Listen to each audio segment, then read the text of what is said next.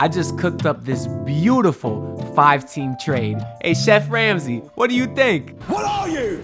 An idiot sandwich? Idiot sandwich what? An idiot sandwich, Chef Ramsay? Well, I'm sure I'm about to get a lot of comments that are saying the same thing. Listen, anytime I post one of these trade videos, I always get a bunch of comments of people telling me that I'm stupid. And most of the time, it's either because they don't watch the full video and listen to me explain something that they're asking, or it's just because, quite frankly, they don't understand how NBA trades work. But that's cool because I'm here to inform. But also, there will never be an instance where everybody agrees. And that's honestly a big reason that I find this whole NBA/content creation space fun. The discussion, the debates, I do enjoy all that. So make sure to leave your comments down below. But I just ask that you hopefully watch the whole video before you do comment. So this is what I got, all right? The first component of this that I want to mention is the OKC aspect, which I have been saying is inevitable. So it's because of the Stepien rule. A team needs to have a first-round pick at least every other year. Now, OKC already had our 2025 pick, and that's from a previous trade with the Clippers, actually. So basically, when the Heat were trying to unload Whiteside and all those contracts. Hey, you. Yeah, you watching this video. You think you can guard me? Go ahead, check up. I'll tell you what, if you score me, you don't gotta subscribe. How about that? Let's go.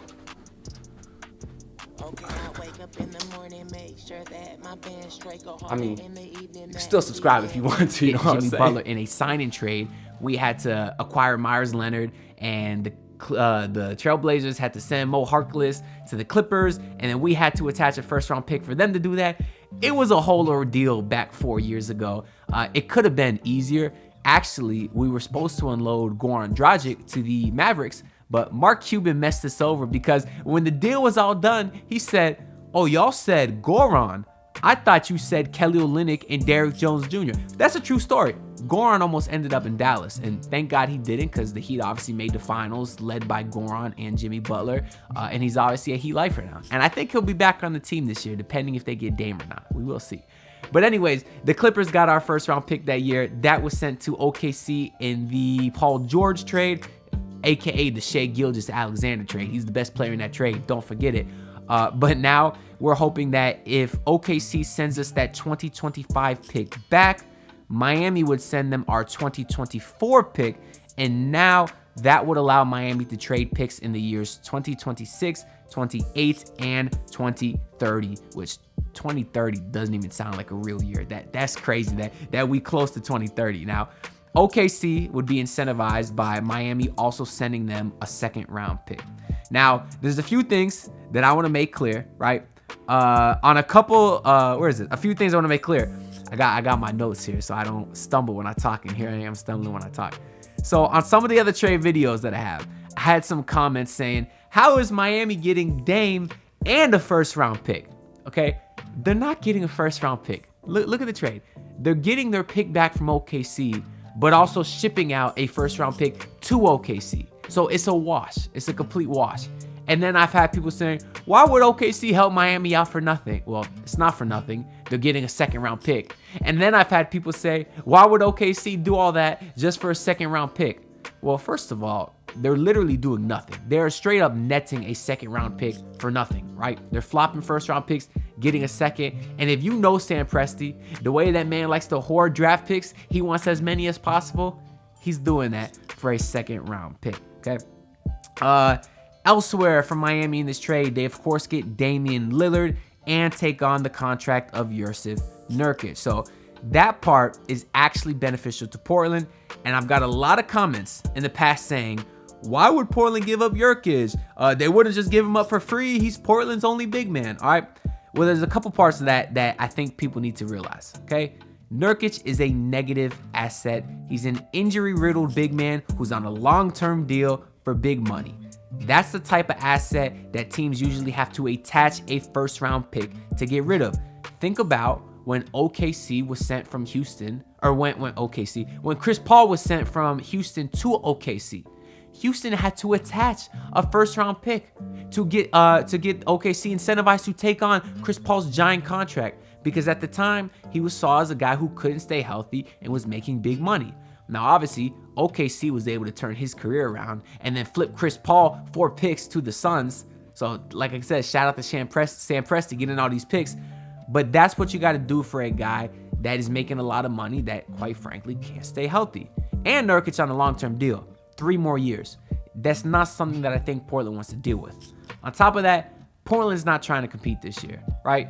Their goal this year is to work on their rebuild and develop the young guys. Jusuf Nurkic is not a part of that.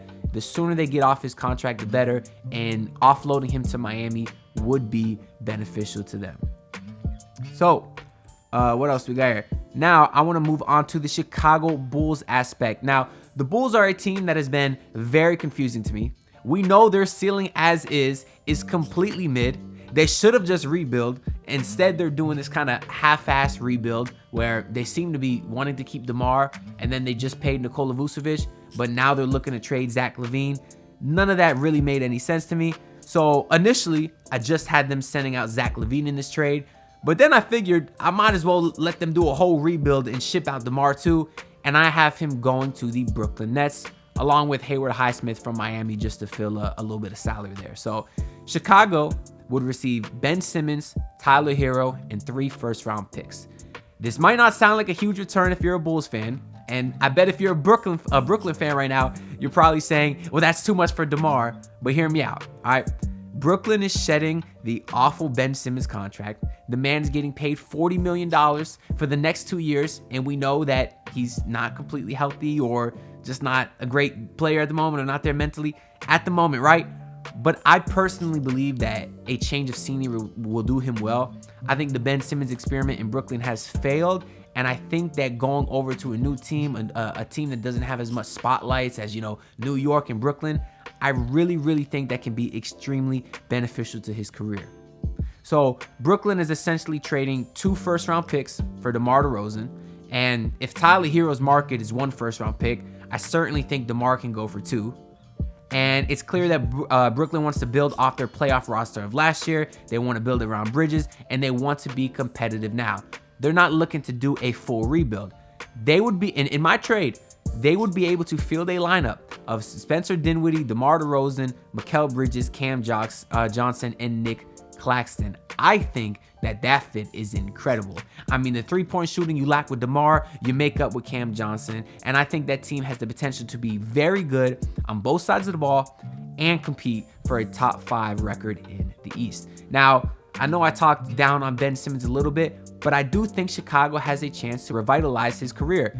Keep in mind, he's a 3-time All-Star already, and he's only 26 years old. And along with him being healthy, which he wasn't in Brooklyn, and all reports are saying that his back is completely healed and he will be 100% by training camp. Now, of course, Chicago will also get Tyler Herro, whose ability to shoot the ball complements Ben Simmons very well. And then they get a total of 3 picks for Brooklyn. Now, for the Blazers, a report came out today saying that they want 4 first-round picks and 2 quality players. Now, a team will usually settle for right below their asking price, and I do believe I was able to get them about that. They will get 3 first-round picks from Miami, and they can offload Nurkic's contract without giving up a pick. And I know earlier I said that they would need a pick to attach to Nurkic's huge contract to be able to move it. So in this case, you can actually look at it like Portland's being able to save another pick by offloading his contract and still getting to keep all their picks. Then, of course, they'd also get Zach Lavine. He's a 2-time All-Star, only 28 years old, shoots the ball very well. So his fit with Scoot Henderson will be incredible. That is a clear, good pickup for Portland. And then they'd also land Nikola Jovic, who all Heat fans are obsessing over at the moment. The dude is killing it in the summer league. He's averaging over 20 points per game, 50% from the field, and 50% from 3. And you can sit here and say it's just summer league, but he has a very unique skill set. He's 6'11" with solid handles, good vision, high IQ, and an incredible touch from distance. Now, last year, he was a skinny 19-year-old. That's why he didn't play all that much. But they said he put on 20 pounds this last year, and you can tell. This not like back in the day, or the last couple years we heard Kyle Lowry lost weight, Tyler Herro gained weight. I never saw a difference as a Heat fan. Seeing Nikola Jovic step on the court, that man looks like a grown adult at this moment. So it's very clear that he's NBA ready, and he is also going to be an extremely quality player, if not very soon. I honestly believe that, and you can ask any Heat fan who has been watching him, and they will feel the same way. So that's pretty much all I got for this trade, though. Let me know what you think down in the comments below, even though I'm sure some of y'all are already down some angry comments saying I'm stupid or saying that Jaime Jaquez can't be traded for 30 days. I've got that comment on almost every single video the last 2 weeks. I understand that he can't officially be traded, but but teams are allowed to verbally agree to a trade, and it can become official when Jaime is allowed to be traded, which is in 30 days because he was just signed to a contract last week. So that's all I got for this video, though. Make sure to like if you enjoyed, or dislike if you didn't, because at the end of the day, I can't tell you what to do.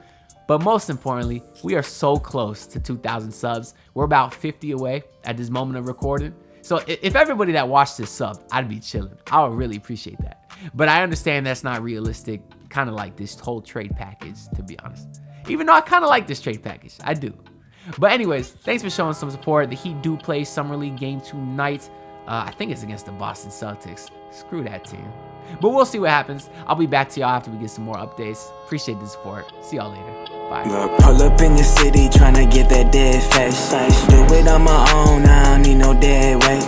Had to kill him off, yeah, I need a head space. You know this homegrown bitch don't offend me.